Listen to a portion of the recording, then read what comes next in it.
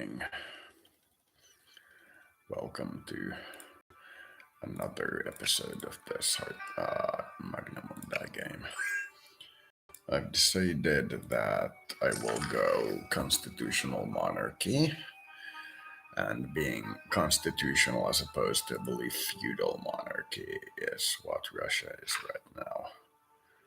Yeah, feudal tsardom. Being constitutional gives me some amount of political leverage in that I am more along the road of development, but not much. Being a republic would give me an actual benefit, if you will. So that would be a different matter. But being a constitutional monarchy, I suppose, is enough. There is some amount of hub and bub in the field about what is actually sufficient, but we will go with constitutional monarchy. We will also be giving up the core demand on St. Petersburg in exchange for all nets and a reduction of cores in all these regions by Russia. But we will give up cores in St. Petersburg and then consider the border solved. We will have no further desire of changes along the border.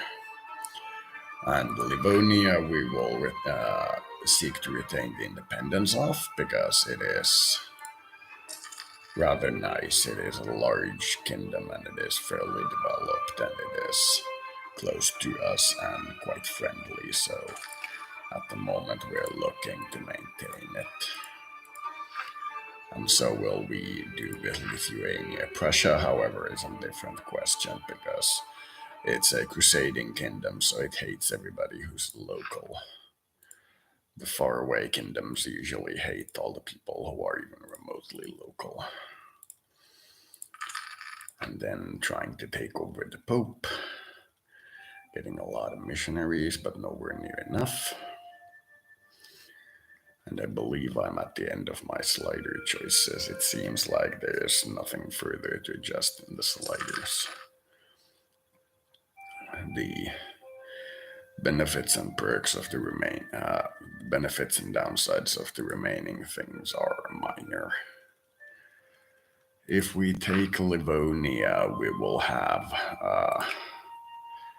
enough of the Finno-Ugric group to consider them one of our core groups, but Karelia and Olenets together might actually do that already, so we're looking to that one. Once we have more placed merchants, we will get a lower trading efficiency, that or placing trade embargoes or trade agreements, but both of them are unlikely at the moment. Because trade embargoes, I see no reason to embargo anybody at the moment, and trade agreements nobody agrees to, so there's no benefit to them. If these countries easily agreed and kept their trade agreements, I would very, very much like to make them just to reduce my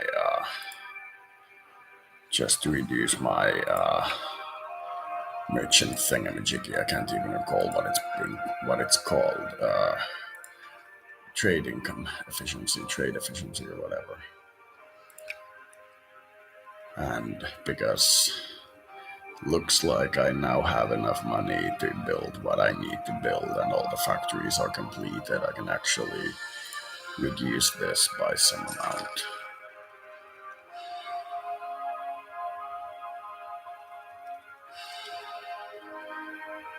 Colonies are pretty expensive, but military is far more expensive.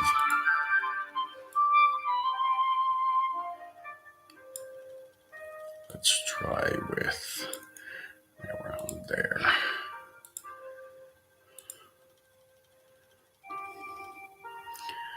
I'm pretty industrialized. Highest value grain, fish, wool. Wool, I think, is textile manufacturing. It's 22.9. That's very inefficient for a 7,000 investment. It's not gonna pay us back until way later than the end of the game. So that seems like the last factory we'll build.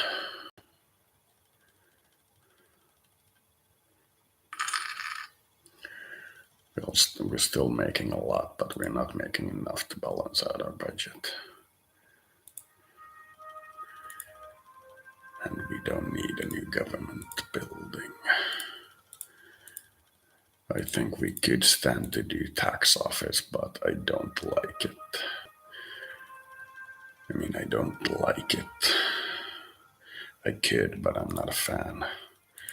So I think I'll actually do strongholds. There aren't many provinces that require stronghold, but there are some. So let's do all the capitals and all the major islands at least.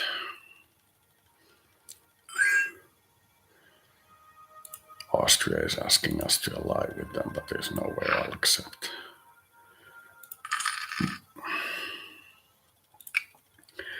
Now to expand inwards from our Scandinavian North American coastline.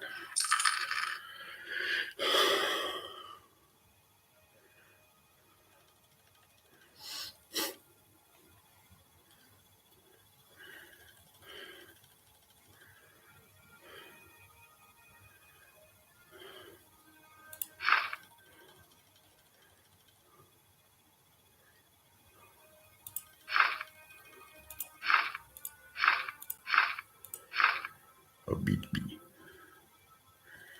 A bit on B.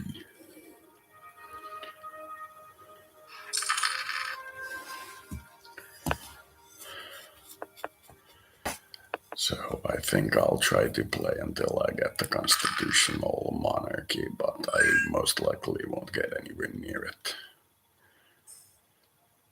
And no, I won't get anywhere near it.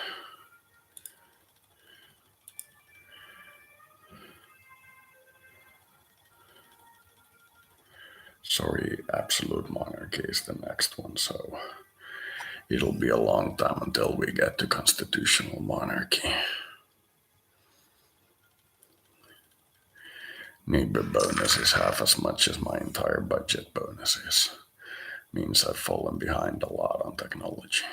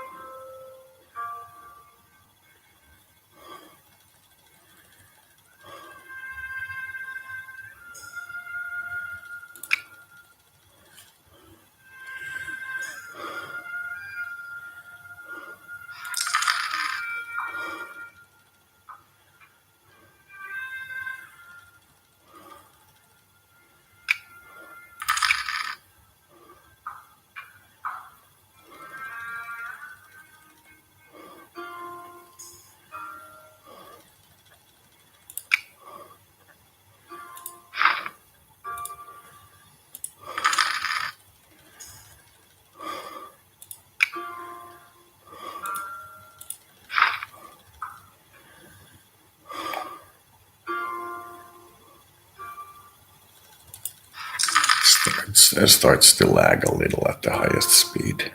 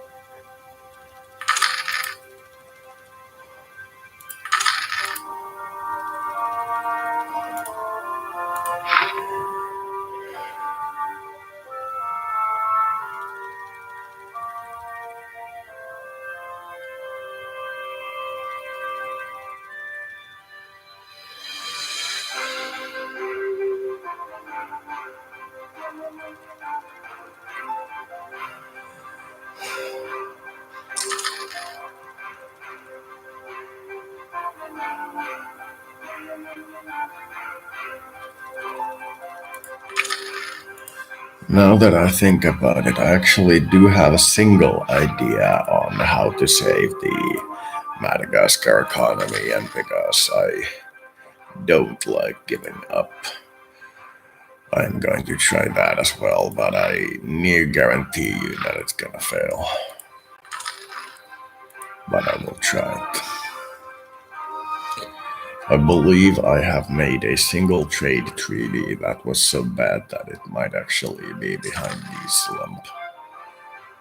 I got 100 for my goods, but they weren't being sold, so I sold it as being valued to the economy in tax worth, in that you have to pay taxes if you hold it in storage at 100, but I sold it at 80. Then it is a massive discount.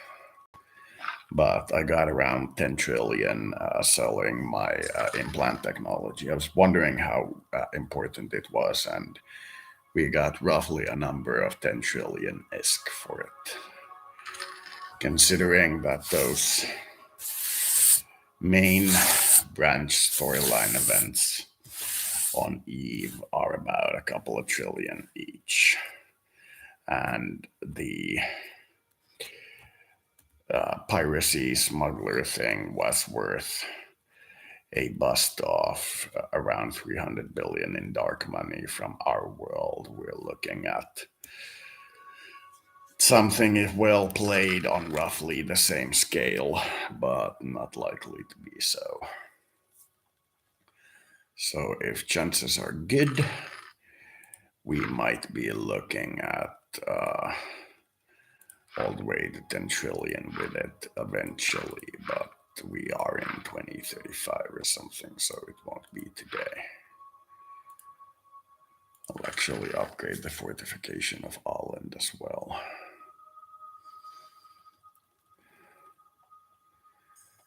I was thinking I'd upgrade all the capital provinces, but it seems it may not be needed.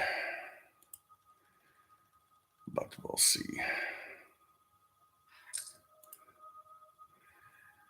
What is Stockholm building?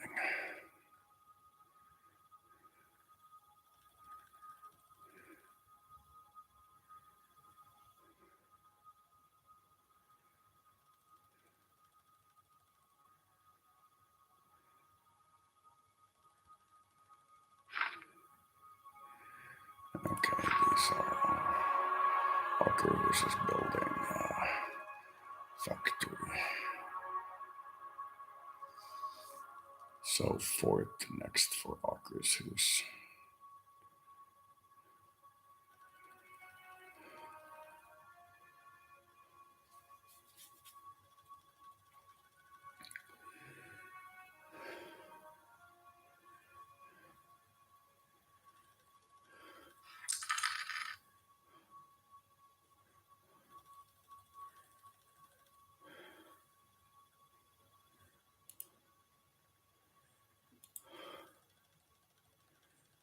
First production buildings.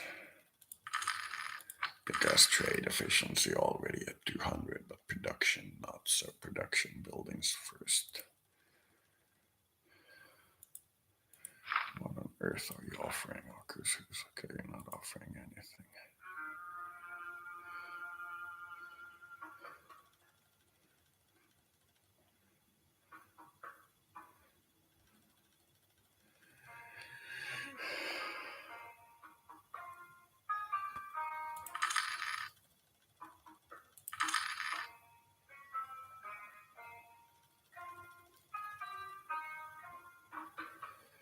We still have a Grand Prior of St. John's.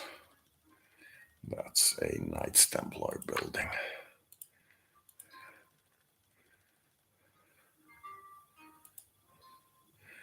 And I've noticed that I've gained majority share in both North American trade centers.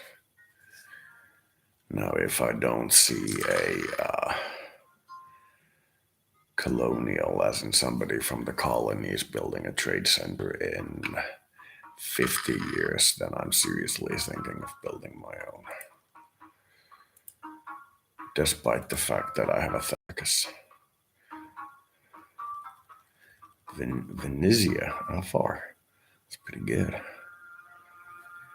guess this almost entire trade is under the Huron or the.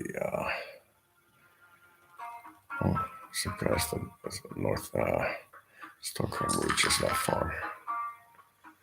So maybe I'll just boost the Stockholm Trade Center importance.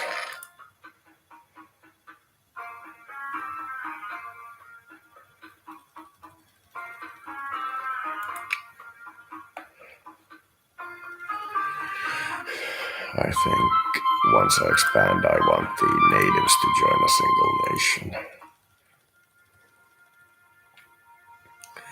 Looking at that local trade center appeal thing.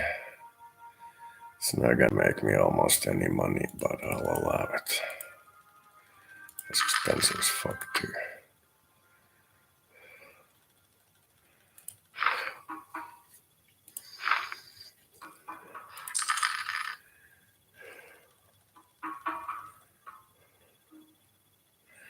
Because population cannot be knocked under 1,000 in a system once it establishes a city. It means any events that knock your population down by almost any amount don't actually affect you in the Arctic region because your population consistently remains at 1,000. It's more efficient to actually improve a few colonies here and there to 100 and capture a large swath of territory by just building a bunch of crap colonies than it is to just capture a whole lot of land with crap colonies. That one recently turned to a city.